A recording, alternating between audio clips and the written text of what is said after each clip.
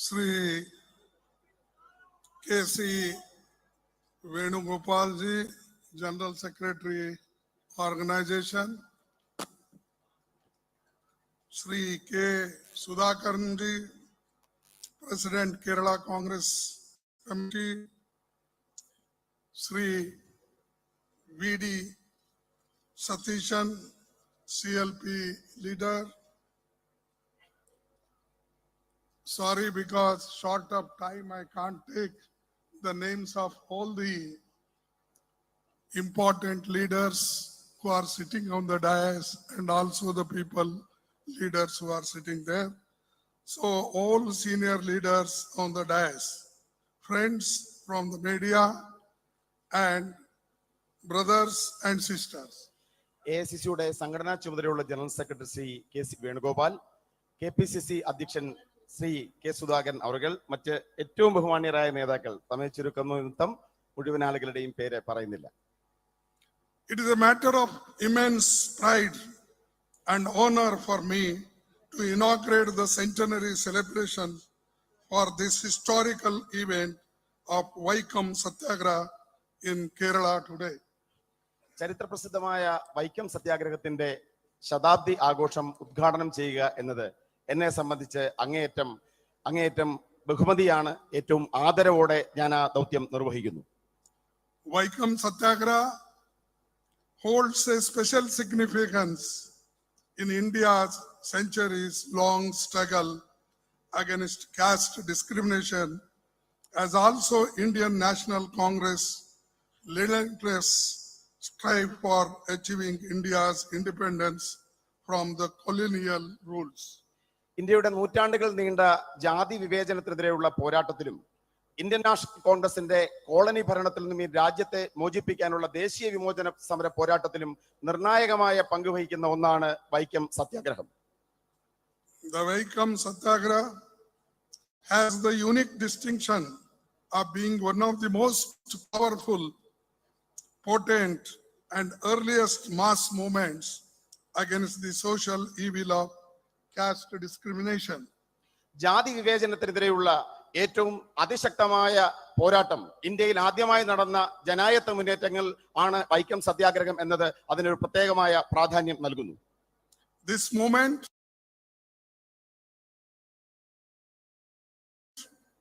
was initiated almost 100 years ago on this very day in 1924 by then Kerala Pradesh Congress Committee. ഇന്നേക്ക് ഏകദേശം ഒരു നൂറ്റാണ്ട് മുമ്പ് ഇതേ ദിവസത്തിൽ അന്നത്തെ പ്രദേശ് കോൺഗ്രസ് കമ്മിറ്റിയാണ് വൈക്കം സത്യാഗ്രഹം എന്ന ഇതിഹാസ തുല്യമായ സമരത്തിന് തുടക്കം കുറിച്ചത്. The Vaikom Satyagraha has conceived by Sri T.K. Madhavan, a prominent social worker and Congress leader and a follower of Sri Narayan Guru. Sreenarayana ഗുരുദേവന്റെ ശിഷ്യനും പ്രമുഖനായ സാമൂഹ്യ പ്രവർത്തകനും ഇന്ത്യൻ നാഷണൽ കോൺഗ്രസിന്റെ നേതാവുമായ Shri T.K. മാധവനാണ് Vaikom സത്യാഗ്രഹത്തിന്റെ സംയോജകൻ. The protest demanded the right of the untouchables to walk freely on the roads around the Vaikom temple. തൊട്ടുകൂടാത്തവർ എന്ന പേരിൽ അകറ്റി നിർത്തപ്പെട്ട ജനവിഭാഗങ്ങൾക്ക് വൈക്കം ക്ഷേത്രത്തിന്റെ ചുറ്റുമുള്ള വഴികളിലൂടെ നടക്കുവാനുള്ള അവകാശത്തിന് വേണ്ടിയാണ് വൈക്കം സത്യാഗ്രഹ പോരാട്ടം ആരംഭിച്ചത്. In pre-independence India, untouchables were barred from entering the temples.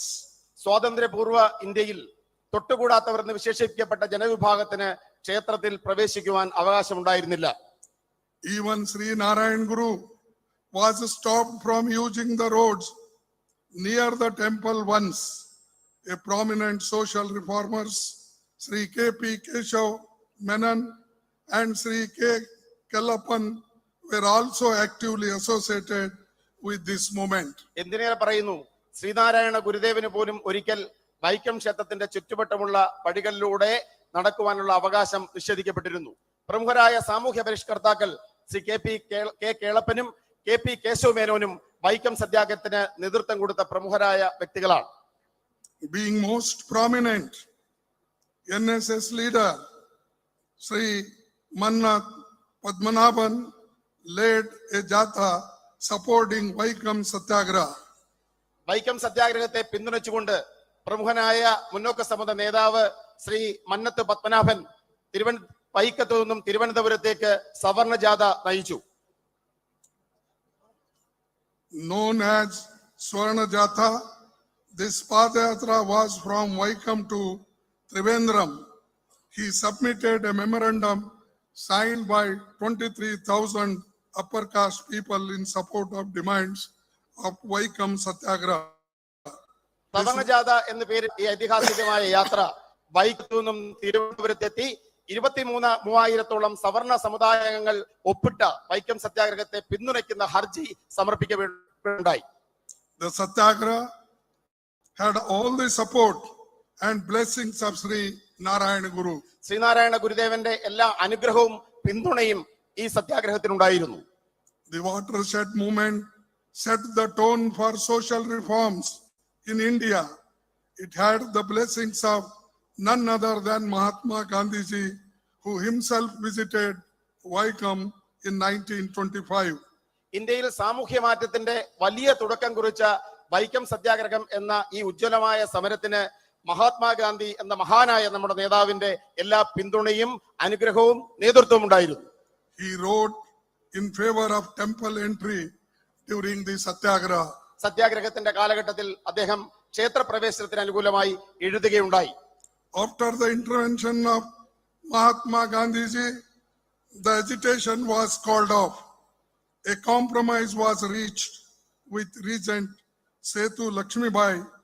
Vaikom Satyagraha brought the method of non-violent public protest to Kerala.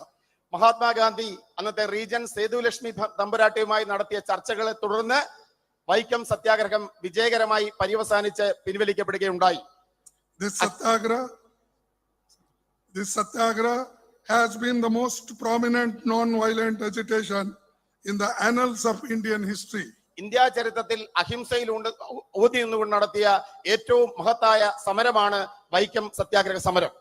The movement carried with a compelling message.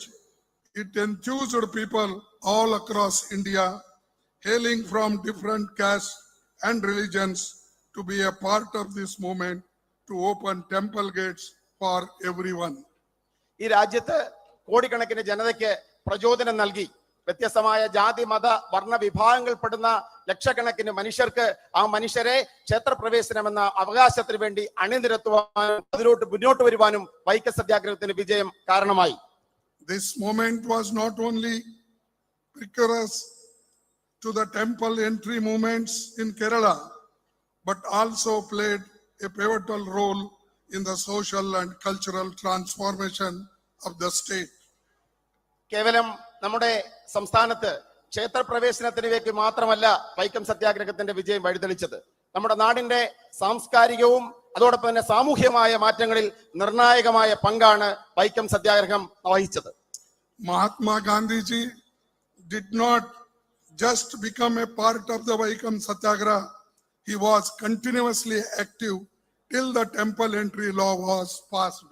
കേവലം വൈക്കം സത്യാഗ്രഹത്തിൽ പങ്കാളിയാവുക മാത്രമല്ല മഹാത്മജി ചെയ്തത്, ക്ഷേത്രപ്രവേശനത്തിനുള്ള പ്രഖ്യാപനം വരുന്നതുവരെ ഈ സമരത്തിന്റെ നേതൃത്വത്തിലും പങ്കാളിത്തത്തിലും അദ്ദേഹം നിർണായകമായ പങ്ക് വഹിച്ചു.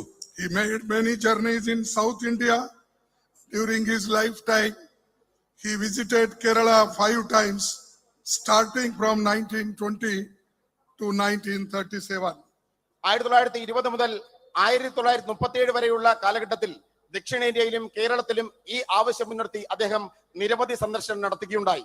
കേരളത്തിൽ അദ്ദേഹം 5 തവണയാണ് സന്ദർശിച്ചത്. During the Satyagraha in 1925, Gandhiji had a long conversation with Sri Narayana Guru at Sivagiri Mutt. 1925 Vaikom സത്യാഗ്രഹത്തിൽ പങ്കെടുക്കുവാനായി കേരളത്തിലെത്തിയപ്പോൾ ശിവഗിരിയിലെത്തി അദ്ദേഹം ശ്രീനാരായണ ഗുരുദേവനുമായി ദീർഘമായ ഒരു സംഭാഷണം നടത്തുകയുണ്ടായി. He spent 2 days in the Sri Narayana Guru's ashram. അദ്ദേഹം ശ്രീനാരായണ ഗുരുദേവന്റെ ആശ്രമത്തിൽ 2 ദിവസം ചിലവിടുകയുണ്ടായി. In the presence of Sarvasri C. Rajgopalacharya, E.V. Ramaswamy Naikar, Ramdas Gandhi, Mahadev Desai, Advocate N. Kumaran acted as a translator. അദ്ദേഹം ഈ അവസരത്തിൽ അവിടെ താമസിക്കുന്ന സമയത്ത് ശ്രീ രാജഗോപാലാചാരി, ശ്രീ മഹാദേവ ദേശായി, അദ്ദേഹത്തിന്റെ പുത്രൻ രാംദാസ് ഗാന്ധി എന്നിവർ അദ്ദേഹത്തോടൊപ്പം സന്നിഹിതരായിരുന്നു. മഹാത്മാജിയും നാരായണ ഗുരുദേവനും തമ്മിലുള്ള സംഭാഷണത്തെ പരിഭാഷപ്പെടുത്തിയത് Sri N കുമാരനായിരുന്നു.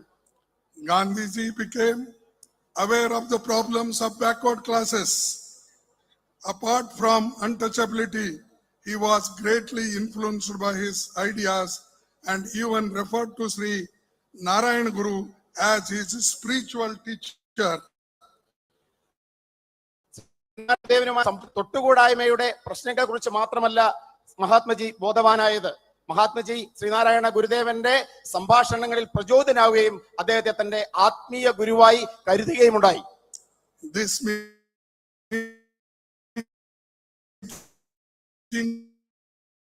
became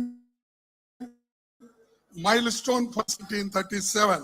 He especially remembered Sri Narayana Guru. മഹാത്മജിയുടെ ജീവിതത്തിലെ നിർണായകമായ ഒരു മുഹൂർത്തമായി ഈ സംഭാഷണം മാറുകയുണ്ടായി. 1937 അദ്ദേഹം കേരളം സന്ദർശിച്ചപ്പോൾ ശ്രീനാരായണ ഗുരുദേവനെ കുറിച്ച് പ്രത്യേകമായ പരാമർശമാണ് അദ്ദേഹം നടത്തുകയുണ്ടായത്. Congress leaders and workers were the backbone of Vaikom satyagraha, which lasted from 30 March to 1924 to 23 November 1925. Congress നേതാക്കന്മാരും പ്രവർത്തകരുമാണ് 1924 മാർച്ച് 30 മുതൽ 1925 നവംബർ 20 വരെ നീണ്ട സുദീർഘമായ ഈ സത്യാഗ്രഹ സമരത്തിന്റെ നട്ടെല്ലായി മാറിയത്. Vaikom satyagraha changed the social history of Kerala for good. കേരളത്തിന്റെ സാമൂഹ്യ ചരിത്രത്തിന് മാറ്റമുണ്ടാക്കിയ നിർണായകമായ സമരമാണ് വൈക്കം സത്യാഗ്രഹം. In the early 1930s, the Vaikom satyagraha also inspired Guruvayur satyagraha in then Malabar district, in which Congress leaders participated. 1930 ആദ്യ പാദങ്ങളിൽ മലബാറിൽ ഗുരുവായൂർ സത്യാഗ്രഹത്തിന് പ്രചോദനമായി മാറിയത് Vaikom സത്യാഗ്രഹമാണ്. RSS had no role in this movement. RSSന് ഈ മഹത്തായ സമരത്തിൽ യാതൊരു പങ്കുമില്ല. RSS came into existence only in September 1925. RSS ഈ രാജ്യത്ത് നിലവിൽ വന്നത് തന്നെ 1925 സെപ്റ്റംബർ 30 മാത്രമാണ്. So they can't claim they have worked for the backward classes and untouchables in those days. ഈ രാജ്യത്തെ പിന്നോക്ക വിഭാഗങ്ങൾക്കും തൊട്ടുകൂടാത്തമായ ജനവിഭാഗങ്ങൾക്കും വേണ്ടി എന്തെങ്കിലും ചെയ്തു എന്ന് അവകാശപ്പെടുവാൻ അവർക്ക് ഒരിക്കലും സാധ്യമല്ല. With the old commitment of Mahatma Gandhi, social reform leaders of Kerala and other Congress leaders to remove social inequalities and injustices prevailing in the society, the movement gained huge momentum all over the country. മഹാത്മജിയുടെയും കേരളത്തിലെ സാമൂഹ്യ നവോത്ഥാന നേതാക്കന്മാരുടെയും കോൺഗ്രസിന്റെ നിരവധി നേതാക്കന്മാരുടെയും ഉറച്ച പിന്തുണയിൽ ഈ രാജ്യത്ത് ആകമാനം വലിയ സാമൂഹ്യ മാറ്റങ്ങൾ ഉണ്ടാക്കിക്കൊണ്ട് ഈ മഹാപ്രസ്ഥാനം പടർന്നു കയറുകയുണ്ടായി. In 1923, Kakinada session of the Congress party, presided over by Maulana Muhammad Ali, Sri T.K. Madhavan introduced a resolution against the untouchability. 1923 Maulana Muhammad Ali അധ്യക്ഷനായ കാക്കിനാട കോൺഗ്രസിൽ ശ്രീ ടി കെ മാധവൻ ഐത്തോച്ചാടനം ഒരു പ്രമേയമായി അവതരിപ്പിക്കുകയുണ്ടായി. Later, in December 1924, a detailed resolution against untouchability was passed in Belgaum session of Congress, where Mahatma Gandhi got elected as Congress president in 1924, which falls in my state. പിന്നീട് 1924 മഹാത്മജി അധ്യക്ഷനായി തെരഞ്ഞെടുക്കപ്പെട്ട ബെൽഗാം കോൺഗ്രസിൽ കൂടുതൽ വിശദമായ ഐത്തോച്ചാടന പ്രമേയം അവതരിപ്പിക്കുകയുണ്ടായി. ഭാഗ്യവശാൽ ബെൽഗാം എന്റെ നിയോജക മണ്ഡലത്തിലാണ് എന്ന് പറയുന്നതിൽ എനിക്ക് അഭിമാനമുണ്ട്. It was the same session where Mahatma Gandhi presided as the AICC president for the first time. Mahatmaji ആദ്യമായി അഖിലേന്ത്യാ കോൺഗ്രസ് കമ്മിറ്റിയുടെ അധ്യക്ഷ സ്ഥാനം ഏറ്റെടുത്തത് Belgaum സെഷനിലാണ്. Congress party also made a continuous efforts in imparting education and opening up various avenues for the upliftment of the oppressed classes. അടിച്ചമർത്തപ്പെട്ട ജനവിഭാഗങ്ങളുടെയും വിദ്യാഭ്യാസത്തിനും വേണ്ടി നിരവധി പദ്ധതികളാണ് ഇന്ത്യൻ നാഷണൽ കോൺഗ്രസ് ആവിഷ്കരിച്ചത്. Congress also a committee on untouchability as far back as in 1929, consisting of Pandit Madan Mohan Malviyaji, Sri Jamanlal Bajaj as secretary to the committee to study and deal with the state. 1929 ഐത്തോചാടനത്തെ മുൻനിർത്തി പണ്ഡിറ്റ് മദൻ മോഹൻ മാളവിയും ജംനാലാൽ ബജാജിനെ secretary ആക്കിക്കൊണ്ടും ഇതിനെക്കുറിച്ച് പഠിക്കുവാൻ ഒരു committee Indian national Congress രൂപീകരിക്കുകയുണ്ടായി. Under the leadership of Pandit Nehru, Baba Saheb Ambedkar and several other leaders, all these endeavors bore fruit in providing constitutional guarantees through fundamental rights incorporated in the Constitution of India. Pandit Jawaharlal നെഹ്റുവിന്റെയും B. അംബേദ്കറിന്റെയും ശ്രമഫലമായി Indian ഭരണഘടനാ നിർമ്മാണ അസംബ്ലിയിൽ രൂപീകരിക്കപ്പെട്ട Indian ഭരണഘടനയിലൂടെ മൗലിക അവകാശങ്ങളായി അടിച്ചമർത്തപ്പെട്ട ജനവിഭാഗങ്ങൾക്കുള്ള അവകാശങ്ങൾ Indian ജനതയ്ക്ക് ലഭ്യമാവുകയുണ്ടായി. It is result of this outcome that we have in our Constitution Article 15, which prohibits discrimination on the grounds of religion, race, caste, sex, or place of birth. Article 17 provides for the abolition of untouchability. ഈ ഇടപെടലുകളുടെ ഫലമായി Indian ഭരണഘടനയുടെ അനുച്ഛേദം 15 പ്രകാരം ലിംഗത്തിന്റെയോ ജനിച്ച സ്ഥലത്തിന്റെയോ ജാതിയുടെയോ മതത്തിന്റെയോ പേരുള്ള എല്ലാ തരത്തിലുള്ള വിവേചനവും ഇന്ത്യൻ ഭരണഘടന തടഞ്ഞിരിക്കുന്നു. അതോടൊപ്പം ഇന്ത്യൻ ഭരണഘടനയുടെ ആർട്ടിക്കിൾ 17 സമാനമായ രീതിയിലുള്ള എല്ലാ വിവേചനത്തെ, മതത്തിന്റെ പേരിലുള്ള വിവേചനത്തെ തടഞ്ഞിരിക്കുന്നു. ഇതെല്ലാം തന്നെ ഭരണഘടനയിൽ ഇന്ത്യൻ നാഷണൽ കോൺഗ്രസും നെഹ്റുവും അംബേദ്കറേയും പോലെയുള്ള മഹാന്മാർ നടത്തിയ ഇടപെടലിന്റെ ഫലമാണ്. Dr. Baba Saheb Ambedkar famously in his speech in the Constituent Assembly on 25th November 1949 said, "In politics, we will have equality, and in social and economic life, we will have inequality." 1949 November മാസം 25-ാം തീയതി Indian ഭരണഘടനാ അസംബ്ലിയിൽ doctor BR. Ambedkar നടത്തിയ ചരിത്രപ്രസിദ്ധമായ പ്രസംഗം. അദ്ദേഹം പറഞ്ഞു, നമ്മുടെ രാഷ്ട്രീയത്തിൽ നമുക്ക് തുല്യതയുണ്ട്, എന്നാൽ നമ്മുടെ സാമ്പത്തിക രംഗത്തും സാമൂഹ്യ രംഗത്തും ഈ തുല്യത നമുക്ക് അവകാശപ്പെടുവാൻ സാധ്യമല്ല. In politics, we will be recognizing the principles of one man, one vote, and one vote, one value. രാഷ്ട്രീയത്തിൽ നമ്മൾ അംഗീകരിക്കുന്നു, ഒരു വ്യക്തിക്ക് ഒരു വോട്ടാണുള്ളത്, ഒരു വ്യക്തിയുടെ വോട്ടിന് ഒരേ മൂല്യമാണുള്ളത്. In our social and economic life, we shall, by reason of our social and economic structure, continue to deny the principle of one man, one value. എന്നാൽ നമ്മുടെ സാമ്പത്തിക രംഗത്തും സാമൂഹ്യ രംഗത്തും നമ്മുടെ രാജ്യത്ത് നിലവിലുള്ള സാമൂഹ്യ ഘടനയുടെയും സാമ്പത്തിക ഘടനയുടെയും ദൗർബല്യത്താൽ ഒരു വ്യക്തിയുടെ ഒരേ മൂല്യം എന്ന ആശയത്തെ നമ്മൾ ഈ മേഖലകളിൽ നിരാകരിക്കുകയാണ്. How long shall we continue to live this life of contradictions? ഇത്തരം വൈരുദ്ധ്യങ്ങളുടെ ഒരു ജീവിതത്തെ നമുക്ക് എത്ര കാലം മുന്നോട്ട് കൊണ്ടുപോകാൻ സാധിക്കും? How long shall we continue to deny equality in our social and economic life? നമ്മുടെ സാമൂഹ്യ സാമ്പത്തിക ജീവിതത്തിൽ തുല്യത എന്ന ഈ അവകാശത്തെ നിഷേധിച്ചുകൊണ്ട് നമുക്ക് എത്ര കാലം മുന്നോട്ട് പോകുവാൻ സാധിക്കും? If we continue to deny it for long, we will do so only by putting our political democracy in peril. ഇത്തരത്തിൽ മുന്നോട്ട് പോവുകയാണെങ്കിൽ, നിഷേധിച്ച് മുന്നോട്ട് പോകുകയാണ് എന്നുണ്ടെങ്കിൽ നമ്മുടെ രാഷ്ട്രീയ ജനാധിപത്യത്തിന്റെ നാശത്തിലേക്കായിരിക്കും ഈ നിഷേധം വഴിതെളിക്കുന്നത്.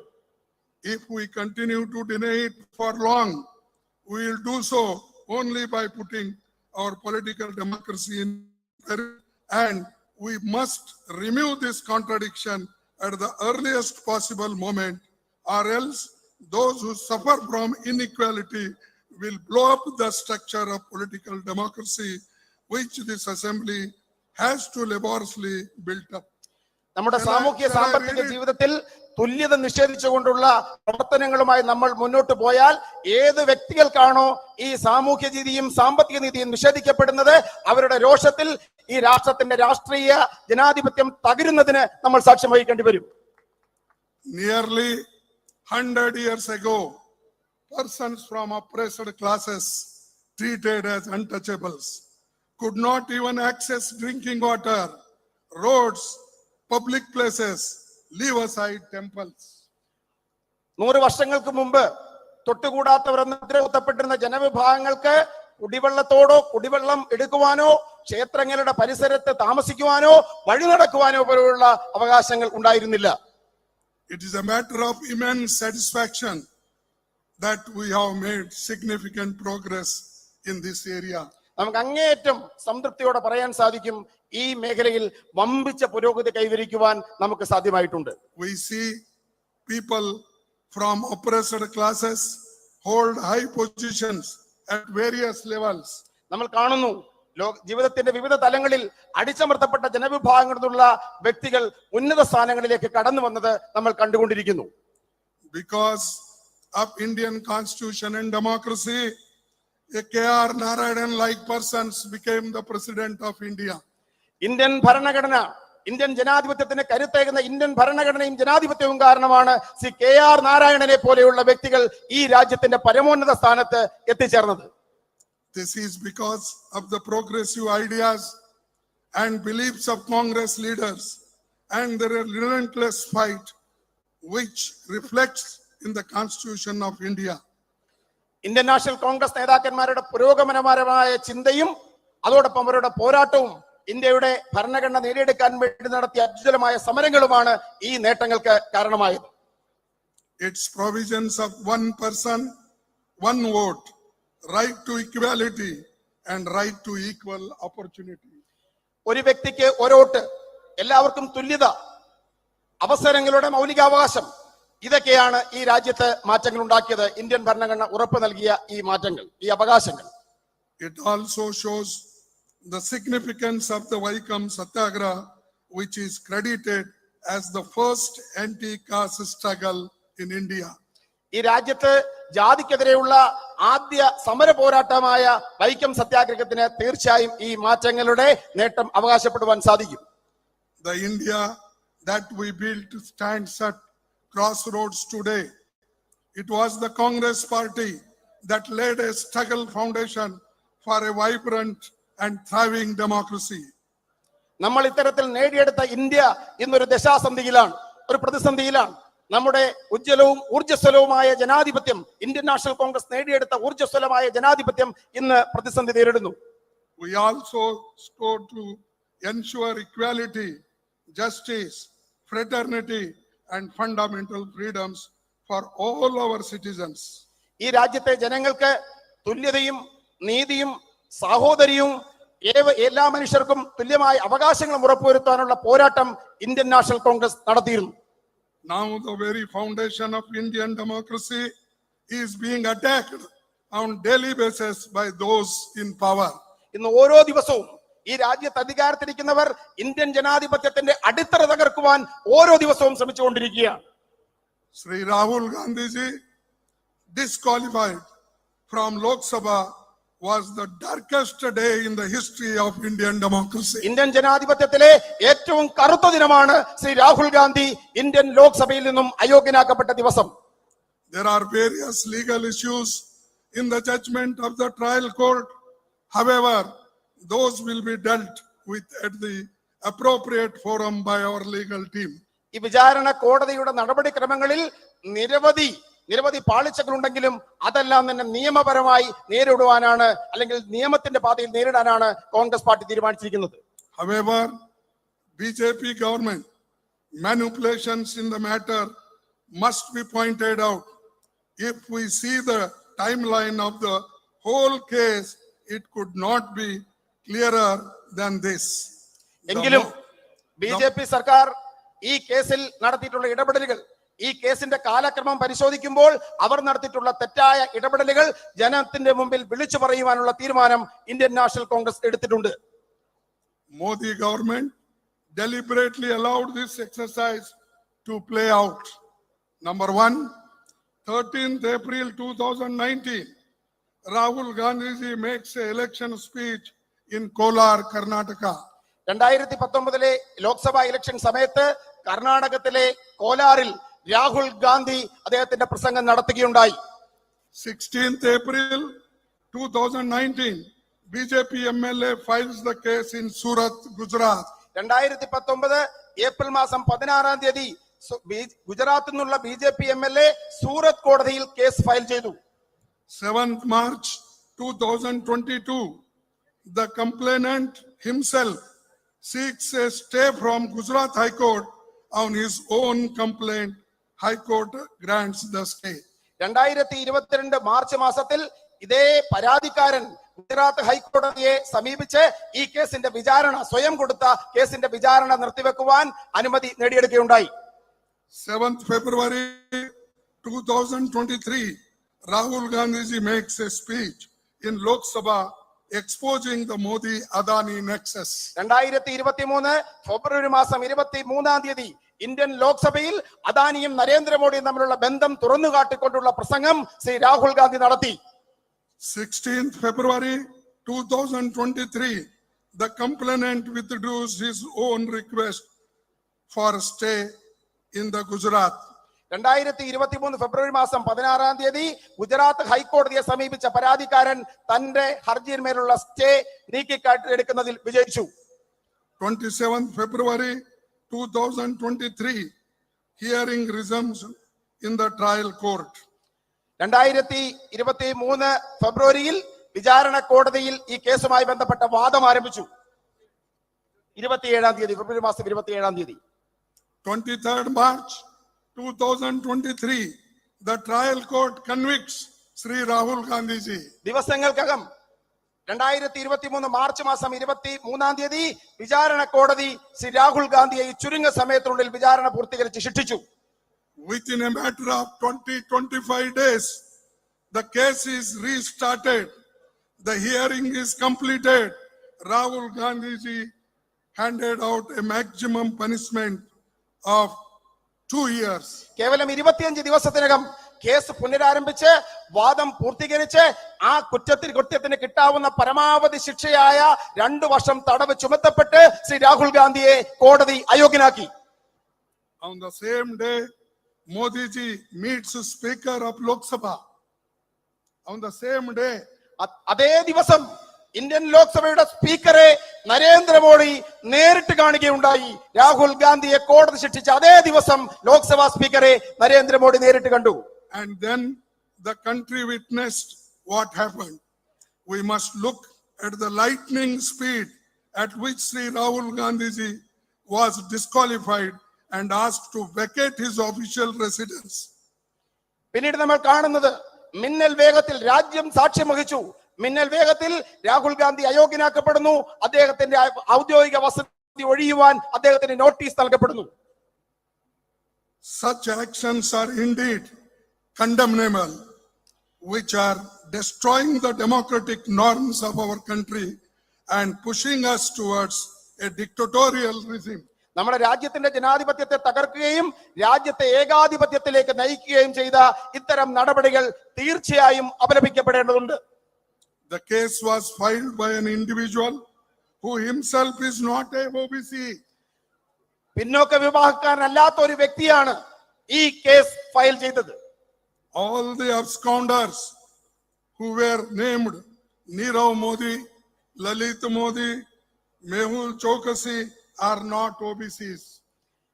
ഈ രാജ്യം വിട്ടുപോയ കൊള്ളക്കാർ നീരവ് മോഡി, ലളിത് മോഡി, മെഹർ ചോക്സി ഇവരാരും തന്നെ OBC പിന്നോക്ക വിഭാഗങ്ങളിൽപ്പെടുന്ന ആളുകളല്ല.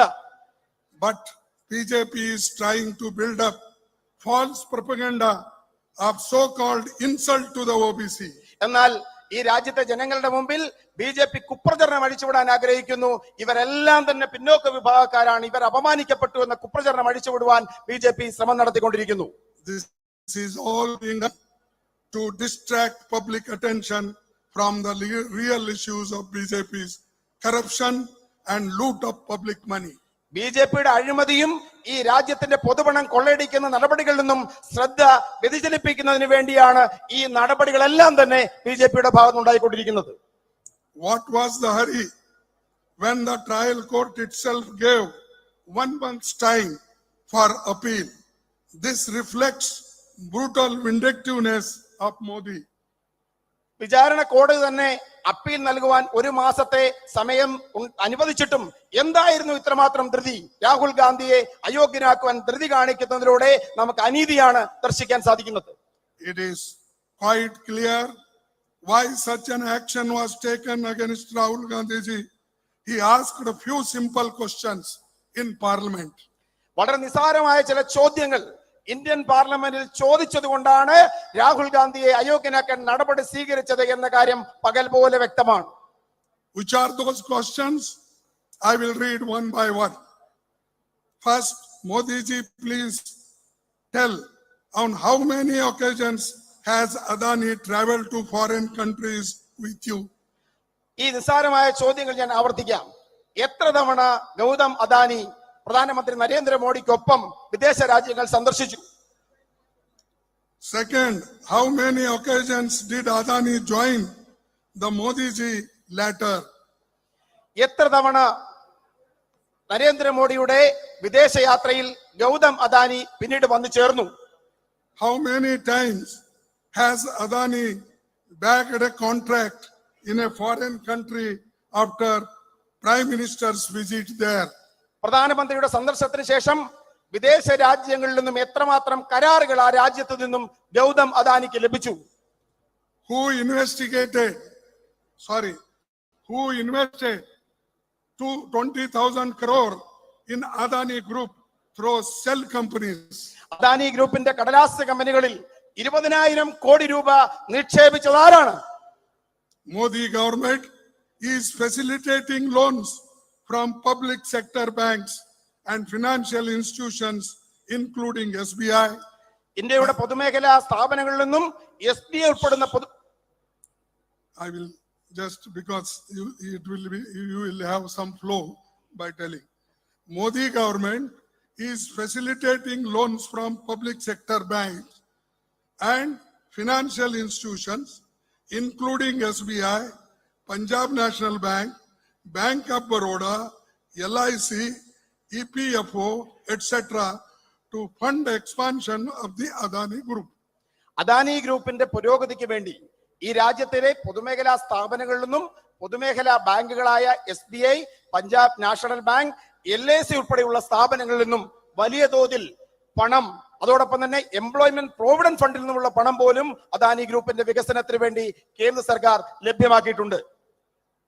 Adani uses the same money to buy a public property. Money is ours. Property is also ours, public property.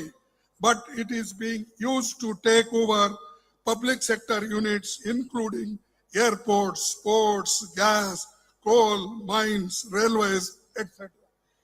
ഈ പൊതുമേഖലാ സ്ഥാപനങ്ങളിൽ നിക്ഷേപിക്കപ്പെട്ട നമ്മുടെ പണം, ഈ പണം ഉപയോഗിച്ചുകൊണ്ടാണ് അദാനി രാജ്യത്തിന്റെ പൊതുമേഖലയുടെ സ്വത്തുക്കൾ വാങ്ങിയത്. രാജ്യത്തിന്റെ എയർപോർട്ടുകൾ, രാജ്യത്തിന്റെ കപ്പൽശാലകൾ, ഇത്തരം സ്ഥാപനങ്ങളെല്ലാം നമ്മുടെ പണം ഉപയോഗിച്ചുകൊണ്ട് ഈ നമ്മുടെ സ്വത്തുക്കൾ Gautam Adani വാങ്ങുകയുണ്ടായി. This also has another dangerous trend. It is the public sector units which provide assured employment to millions of people, including SC, ST, and other backward classes. By selling all PUCs, the Modi government is taking away all assured jobs. ഈ രാജ്യത്തെ പിന്നോക്ക വിഭാഗങ്ങൾക്ക് തൊഴിലുറപ്പ് നൽകിയിരുന്നത് പൊതുമേഖലാ സ്ഥാപനങ്ങളാണ്. ഈ പൊതുമേഖലാ സ്ഥാപനങ്ങൾ സ്വകാര്യ വ്യക്തികൾക്ക് വിൽക്കുന്നതിലൂടെ രാജ്യത്തെ കോടിക്കണക്കിന് വരുന്ന പിന്നോക്ക ജനവിഭാഗങ്ങൾക്ക് തൊഴിൽ കിട്ടാനുള്ള അവസരമാണ് നരേന്ദ്രമോദി സർക്കാർ നിഷേധിക്കുന്നത്. Right of reservation of SC, ST and OBC and worsening the employment crisis in the country. രാജ്യത്തെ പിന്നോക്ക വിഭാഗങ്ങൾക്കും പട്ടികജാതി പട്ടിക വിഭാഗങ്ങൾക്കും അവകാശമായിട്ടുള്ള സംവരണം ഇത്തരത്തിൽ നിഷേധിക്കപ്പെടുന്നു.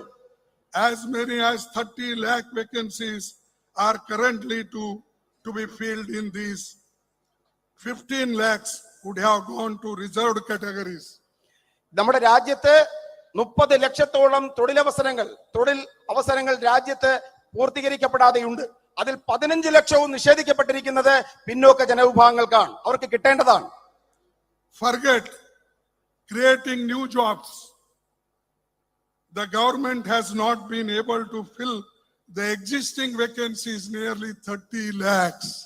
പുതുതായി തൊഴിലവസരങ്ങൾ സൃഷ്ടിക്കുന്നത് പോകട്ടെ, നിലവിലിരിക്കുന്ന തൊഴിൽ പോലും പിന്നോക്ക വിഭാഗങ്ങൾക്കും അടിച്ചമർത്തപ്പെട്ട ജനവിഭാഗങ്ങൾക്കും കൊടുക്കുന്ന കാര്യത്തിൽ കേന്ദ്ര സർക്കാർ പരാജയപ്പെട്ടിരിക്കുന്നു. I asked Modi, where are your 2 crores jobs per year? Now there should be nearly 18 crores jobs you should have given to the poor people of this country. ഞാൻ മോഡിയോട് ചോദിക്കാൻ ആഗ്രഹിക്കുന്നു, നിങ്ങൾ പറഞ്ഞു പ്രതിവർഷം 2 കോടി തൊഴിൽ നിങ്ങൾ ഈ രാജ്യത്തെ ജനങ്ങൾക്ക് കൊടുക്കും.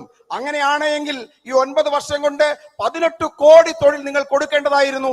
എവിടെയാണ് ആ തൊഴിൽ? Where is your 15 lakhs of rupees to each family? ഓരോ കുടുംബത്തിനും നിങ്ങൾ കൊടുക്കാമെന്ന് പറഞ്ഞ 15 ലക്ഷം രൂപ എവിടെ? People put their hard-earned money and life savings in the trusted hands of government funds like LIC, EPF, etc. However, the BJP government has not even spared the money of poor people, ordinary workers and laborers. ഈ രാജ്യത്തിലെ ഏറ്റവും സാധാരണക്കാരും തൊഴിലാളികളും കഷ്ടപ്പെട്ടുണ്ടാക്കിയ പണവും അവരുടെ ജീവിത സമ്പാദ്യവും നിക്ഷേപിക്കപ്പെട്ടിരുന്നത് LICയിലും EPFയിലുമാണ്. നരേന്ദ്രമോദി സർക്കാർ ഈ പണം പോലും കൊടുക്കുന്ന ഈ പണത്തെ പോലും വെറുതെ വിടുവാൻ തയ്യാറായില്ല. They are handing over every last penny to their friends on the platter. അവരുടെ ചെങ്ങാത്ത മുതലാളിമാർക്ക് ഇതിലെ ഓരോ പനിയും ഓരോ തുകയും കൊടുക്കുവാൻ അവർ തയ്യാറായിരിക്കുന്നു. In the UPA government, when I was the Union Minister of Labor, we never risked public money. It was during our tenure only that the EPF interest rate was at the record high of 9.5% interest we gave. UPA സർക്കാരിന്റെ കാലഘട്ടത്തിൽ, ഞാൻ തൊഴിൽ വകുപ്പ് മന്ത്രിയായിരുന്ന കാലഘട്ടത്തിൽ, 1 രൂപ പോലും സാധാരണക്കാരന്റെ 1 രൂപ പോലും ഇത്തരം ഒരു റിസ്കിന് വിട്ടുകൊടുക്കാൻ ഞങ്ങൾ തയ്യാറായിരുന്നില്ല. അന്ന് EPFന്റെ പലിശ നിരക്ക് 9.5% ഞാൻ ഉയർത്തിയത്. No doubt the entire opposition has come together to save democracy, to safeguard the constitution and fundamental rights enshrined in our constitution, including freedom of speech and expression, in support of Sri Rahul Gandhi ji. ഒരു സംശയവുമില്ല, ഈ രാജ്യത്തെ പ്രതിപക്ഷമെല്ലാം ഒരുമിച്ചിരിക്കുന്നു. ഈ രാജ്യത്തിന്റെ ജനാധിപത്യത്തെ സംരക്ഷിക്കാൻ, ഈ രാജ്യത്തിന്റെ ഭരണഘടനയെ സംരക്ഷിക്കാൻ, ഈ രാജ്യത്തിന്റെ ഭരണഘടന ഉറപ്പു നൽകുന്ന മൗലികാവകാശങ്ങളായ ആശയ പ്രചരണത്തിലുള്ള സ്വാതന്ത്ര്യത്തെ സംരക്ഷിക്കുവാൻ രാഹുൽ ഗാന്ധി എന്ന നേതാവിന്റെ ഈ ജനാധിപത്യത്തെ സംരക്ഷിക്കാൻ പോരാട്ടം നടത്തുന്ന രാഹുൽ ഗാന്ധിക്ക് പിന്നിൽ രാജ്യത്തെ പ്രതിപക്ഷ ഒന്നടങ്കം അണിനിരന്നിരിക്കുന്നു. A nation that was built with the sweat and blood of lakhs of martyrs and freedom fighters is slowly witnessing onslaughts by dictatorial regime. ഈ രാജ്യം സൃഷ്ടിക്കപ്പെട്ട ലക്ഷക്കണക്കിന് രക്തസാക്ഷികളുടെ കണ്ണുനീരും വിയർപ്പും കൊണ്ട് സൃഷ്ടിക്കപ്പെട്ട ഈ മഹത്തായ രാജ്യത്തെ തകർക്കുന്ന ഏകാധിപത്യപരമായ ഭരണകൂടത്തിന്റെ പ്രവർത്തനങ്ങൾക്കാണ് നമ്മൾ സാക്ഷ്യം വഹിച്ചുകൊണ്ടിരിക്കുന്നത്. All our independent institutions are being undermined and destroyed. നമ്മുടെ എല്ലാ സ്വതന്ത്ര സ്ഥാപനങ്ങളും തകർക്കപ്പെട്ടിരിക്കുന്നു, ഇടിച്ചു താഴ്ത്തപ്പെട്ടിരിക്കുന്നു. Despite the grave charges of corruption, fraud, diverting funds to offshore companies on Adani Group and its adverse impact on the Indian economy. Despite the grave charges of corruption, fraud, diverting funds to offshore companies on Adani Group and its adverse impact on the Indian economy, why is Modi ji hell-bent on defending his friend Mr. Adani? നമ്മുടെ രാജ്യത്തിന്റെ പണം ഇത്തരത്തിൽ മാറ്റിയിട്ടും ഏറ്റവും ഭീകരമായ അഴിമതി ആരോപണങ്ങൾ നിലനിന്നിട്ടും തന്റെ ചെങ്ങാത്ത മുതലാളിയായ ഗൗതം അദാനിയെ ന്യായീകരിക്കാൻ എന്തുകൊണ്ടാണ് നരേന്ദ്രമോദി മുന്നോട്ട് വരുന്നത്? People want to know why is their hard-earned money being looted by BJP government. നമുക്ക് ജനങ്ങൾ അറിയാൻ ആഗ്രഹിക്കുന്നു, അവർ കഷ്ടപ്പെട്ട് സമ്പാദിച്ച പണം എന്തുകൊണ്ടാണ് BJP സർക്കാർ കൊള്ളയടിക്കുന്നത് എന്നറിയാനുള്ള അവകാശം ഈ രാജ്യത്തെ ജനങ്ങൾക്കുണ്ട്. For this reason, we are demanding a joint parliamentary probe. അതുകൊണ്ടാണ് സംയുക്ത പാർലമെന്ററി സമിതിയുടെ അന്വേഷണം ഈ വിഷയങ്ങളിൽ നമ്മൾ ആവശ്യപ്പെടുന്നത്. In the Modi Adani matter, in our demand, is our demand unreasonable? Why is the government running away from the inquiry? ഈ നമ്മുടെ ആവശ്യങ്ങൾ ന്യായമല്ലേ? എന്തുകൊണ്ടാണ് ഈ അന്വേഷണത്തിൽ നിന്നും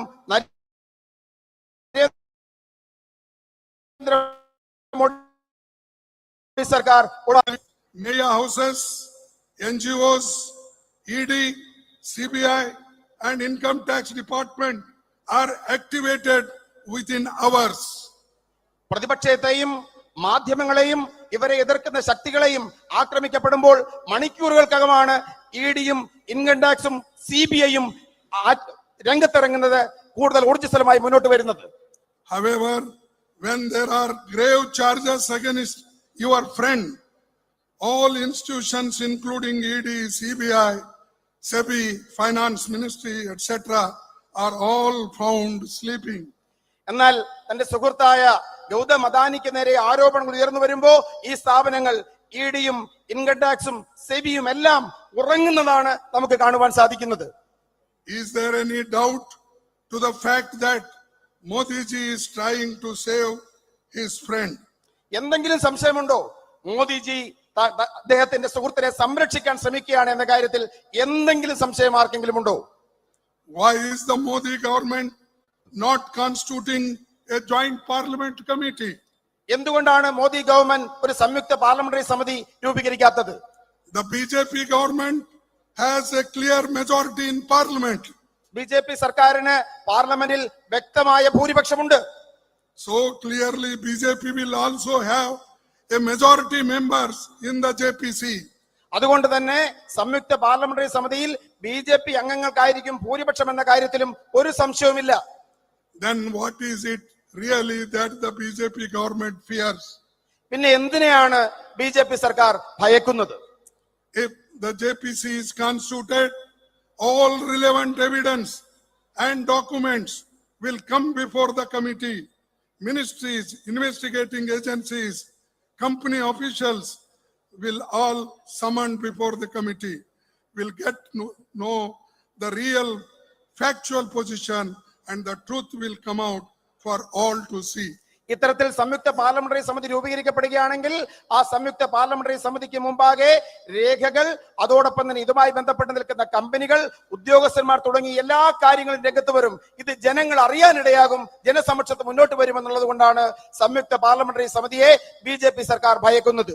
Modi ji must come clean on this. Why is shying away from the setting of the JPC? For the sake of saving his friend, Modi ji is ready to sacrifice everything. Our parliament, democracy, Indian constitution, it does not matter. Can you believe budget session of parliament is being washed out just to save one person, Adani? ഇത്തരമൊരു സംയുക്ത parliamentary സമിതി കുറ്റവിമുക്തനാക്കിയാൽ എല്ലാ ആരോപണങ്ങളിൽ നിന്നും ശ്രീ നരേന്ദ്രമോദി പുറത്തു വരും. പക്ഷേ അദ്ദേഹം അതിന് തയ്യാറല്ല. അദ്ദേഹത്തിന്റെ സുഹൃത്തിനെ രക്ഷിക്കുവാൻ വേണ്ടി ഈ രാജ്യത്തിന്റെ ജനാധിപത്യം, ഇതിന്റെ പാർലമെന്ററി ഡെമോക്രസി തുടങ്ങിയ എല്ലാ കാര്യങ്ങളെയും അദ്ദേഹം ബലികഴിക്കുവാൻ തയ്യാറാണ്. നിങ്ങൾ വിശ്വസിക്കുമോ? കഴിഞ്ഞ പാർലമെന്ററി സെഷൻ, ബജറ്റ് സെഷൻ മുഴുവൻ തന്നെ അദ്ദേഹം ഈ കാരണത്താൽ സസ്പെൻഡ് ചെയ്യുകയുണ്ടായി, ഇല്ലാതാക്കുകയുണ്ടായി, തടസ്സപ്പെടുത്തുകയുണ്ടായി. All BJP leaders, cabinet ministers, prime minister are working overtime to save Adani. എല്ലാ BJP നേതാക്കന്മാരും BJPയുടെ മന്ത്രിമാരും അദാനിയെ രക്ഷിക്കുന്നതിന് വേണ്ടിയുള്ള അമിതമായ ഓവർ ടൈം എടുത്ത് പ്രവർത്തിക്കുകയാണ്. The government has unleashed all its might to silence opposition parties. എല്ലാ തരത്തിലുള്ള സ്രോതസ്സുകളെയും, പ്രതിപക്ഷ പ്രസ്ഥാനങ്ങളെ നിശബ്ദരാക്കുവാൻ തങ്ങളുടെ എല്ലാ സ്രോതസ്സുകളെയും government ഉപയോഗപ്പെടുത്തുകയാണ്. In 1950, right after India's independence, Nehruji said, I don't want India to become a country where millions of people say yes to one person. 1950 സ്വാതന്ത്ര്യത്തിന് ശേഷം ജവഹർലാൽ നെഹ്റു പ്രഖ്യാപിക്കുകയുണ്ടായി, ഈ രാജ്യത്തെ ലക്ഷക്കണക്കിന് മനുഷ്യർ ഒരു മനുഷ്യന് മുമ്പിൽ ശരിയെന്ന് പറയുന്ന ഒരു രാഷ്ട്രം സൃഷ്ടിക്കപ്പെടുവാൻ ഞാൻ ആഗ്രഹിക്കുന്നില്ല എന്ന് Jawaharlal Nehru പ്രഖ്യാപിക്കുകയുണ്ടായി. I want a strong opposition. ഞാൻ ശക്തമായ ഒരു പ്രതിപക്ഷത്തെ ആഗ്രഹിക്കുന്നു. He further said, I will not abandon the democratic system in exchange for anything. ഒന്നിനു വേണ്ടിയും ഈ രാജ്യത്തിന്റെ ജനാധിപത്യ സംവിധാനത്തെ കൈമാറുവാൻ താൻ തയ്യാറല്ല എന്ന് നെഹ്റുജി അന്ന് പ്രഖ്യാപിക്കുകയുണ്ടായി. Indian National Congress led the fight for India's independence. It is once again that we will have to fight so that the democracy and democratic institutions and the constitutional principles remain intact in the country. ഈ രാജ്യത്തിന്റെ ജനാധിപത്യം സ്വാതന്ത്ര്യം നേടിയെടുക്കാനുള്ള പോരാട്ടം നയിച്ച ദേശീയ പ്രസ്ഥാനമായ Indian national Congress ഒരിക്കൽ കൂടി ഈ രാജ്യത്തിന്റെ ജനാധിപത്യവും ഭരണഘടനയും നിലനിർത്താനുള്ള അന്തിമ പോരാട്ടത്തിനായി തയ്യാറെടുക്കുന്നു. I found this forum appropriate to frankly express my views as Sri Rahul Gandhi ji has been a popularly elected member of Lok Sabha from the state of Kerala. ഈ സംസ്ഥാനത്ത് നിന്നാണ് വൻ ഭൂരിപക്ഷത്തിൽ ശ്രീ രാഹുൽ ഗാന്ധി ലോക്സഭയിലേക്ക് തിരഞ്ഞെടുക്കപ്പെട്ടത്. ഈ മണ്ണിൽ നിന്ന് തന്നെ ഈ പ്രഖ്യാപനം നടത്തുവാൻ ഞാൻ ആഗ്രഹിക്കുന്നു. Now coming back to this auspicious occasion, I pay my tributes to Mahatma Gandhi ji, Narayan Guru, Periyar, P.R. Ambedkar, Pandit Jawaharlal Nehru, T.K. Madhavan, Sri K.P. Keshavan Menon, and K. Kalappan, and other visionary distinguished social reformers who played a pioneering role in Vaikom satyagraha. ഈ അതുല്യമായ No, വേദിയിൽ you need not, because all names are there, they will understand. Okay. The Indian National Congress stands committed to constantly endeavoring for social equality, justice, upliftment of the oppressed classes, and progress of Mother India. സാമൂഹ്യ നീതിക്കും തുല്യതയ്ക്കും ഈ രാജ്യത്തെ അടിച്ചമർത്തപ്പെട്ട ജനവിഭാഗങ്ങളുടെ ഉയർച്ചയ്ക്കും വേണ്ടി എന്നും Indian national Congress പ്രതിജ്ഞാബദ്ധമായിരിക്കുമെന്ന് പ്രഖ്യാപിക്കാൻ ഞാൻ ആഗ്രഹിക്കുന്നു. Lastly, one quotation I am remembering from Ramsay MacDonald, who is an Irish patriot. Once he said, no man can be grateful at the cost of his honor. No man can be grateful at the cost of his honor. No woman can be grateful at the cost of her chastity, and no nation can be grateful at the cost of its liberty. ഒരു വനിതയും ഒന്നിനു വേണ്ടിയും തന്റെ ചാരിത്രത്തെ പണയപ്പെടുത്താൻ തയ്യാറാവരുത്. ഒരു രാജ്യവും അതിന്റെ ആത്മാഭിമാനം ഒന്നിനു വേണ്ടിയും പണയപ്പെടുത്താൻ ആഗ്രഹിക്കരുത്. പ്രശസ്തനായ ഒരു ഐറിഷ് വിപ്ലവകാരിയുടെ വാക്കുകൾ ഈ അവസരത്തിൽ ഉദ്ധരിക്കുവാൻ ഞാൻ ആഗ്രഹിക്കുന്നു. Therefore, we have to protect our democracy. Whosoever may be, however great man may be, however good speaker he may be, you remember, he is emerging as a dictator.